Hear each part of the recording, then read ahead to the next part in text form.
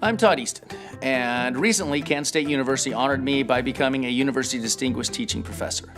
It's not that I'm a great professor, it's that I devised a scheme that helped me become an exceptional teacher. And this scheme is called lecture-based tutoring. And today we're going to talk a little bit about lecture-based tutoring. I think it's helpful to understand how it was created because it provides some of the information and some of the background so you can see why it's developed and why it's effective. So I developed this method shortly after I got my PhD when I was the head athletic mathematical coordinator at Georgia Institute of Technology. Now at Georgia Tech, every student must pass business, calculus, and a finite math class. This means that people working on trying to become an NFL player or an NBA player or a Major League Baseball player, they have to pass calculus. Obviously, this is a very, very stressful situation because if they fail calculus, they may not be available for a bowl game. They may not be able to play next season. And so it was a very critical, both to the institution and to the athletic program, that the students did well in these classes. The way the program ran is that every student was required to show up for 2 hours during a week, and we'd meet in groups of 4 to 10, and the goal was to try and help them become better at math.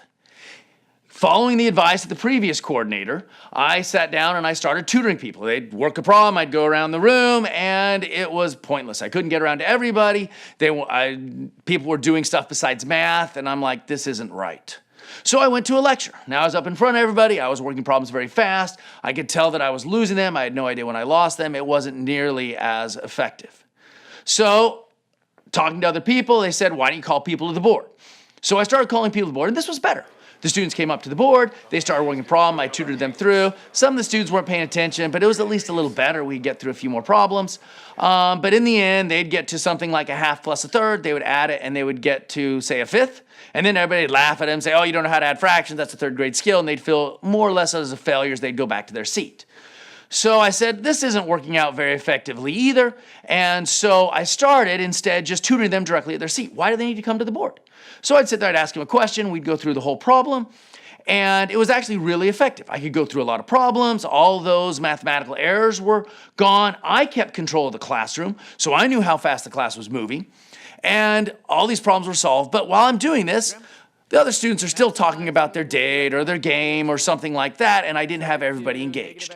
So at some point, I said, why does one student need to work the whole problem? And at this point, I would ask one person a question, and it'd be the first part of a problem. I'd ask the second, third, and I'd get through 5 or 6 people in every problem. Suddenly, I'm going around the room so fast that all those side conversations stopped because they knew they would have to finish off the problem, and they wanted to pay attention, not look stupid. And suddenly, I had it where I was able to individually provide attention to each student, and I was also able to get through a lot of problems, and everything worked out great, and overall, the GPA of the students was the highest ever. The student athletes GPA rose by 0.8 over that time frame. Good. So I'm going to multiply this. Then I got a job here at Kansas State University, and I just started lecturing. And as I was lecturing, I got my evaluations back. I was really quite disappointed to find out I was just an average teacher. During my second year, the department required me to enroll in a teaching quality course. There, the focus of the course was on active learning. And active learning is to incorporate students into the discussion and the lecture, and the idea is to make sure that they are paying attention. And it's been shown to be fairly effective as a teaching tool. So I tried a lot of those methods, and I didn't like any of them. I kept losing control of the classroom. Not all the activity was actually learning, and so I was kind of frustrated. At some point, I asked somebody there and said, hey, can I just ask a student a question, a particular student a question? They're like, it's your class, do whatever you want. And so I'm like, I'll just go back and do what I did at Georgia Tech and just see if it can work in a large classroom. And that's what I did, and I ended up creating the first class in lecture-based tutoring. And as I was doing this, it became very successful. My teacher ratings were so much better that I started moving every one of my classes to lecture-based tutoring. Now, for a class to be considered lecture-based tutoring, here are the rules you need to follow. First, you need to devise a scheme to ask every student in the class a question. You can't just ask selected students. You can't ask a general question. You have to ask every student a question. Me personally, I keep a stack of 3x5 cards with everybody's name on it, and I'll ask the person with the name on the top, and I'll slide it to the bottom, and I'll ask the next person. I just go through the cards like that. That makes sure I ask every student in the class a question. Okay? Once you've asked them a particular question, if they answer correctly, you can move on or add additional insight. If they asked incorrectly, which is my favorite, by the way, then you get to tutor them. You got to find out why they answered the way they did. You got to provide help and insight, and so that they can help learn how to solve the problem. Fundamentally to this is that you need to ask a ton of questions.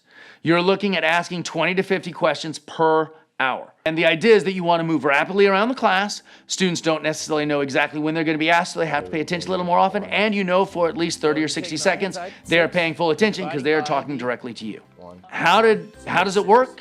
It's worked fabulous for me. My goal here is to help other people learn about lecture-based tutoring and to potentially implement it. Take a half an hour of your life, watch the example videos, maybe some help videos, and learn about it, see if you can implement it and improve your teaching style too. Thank you for your time.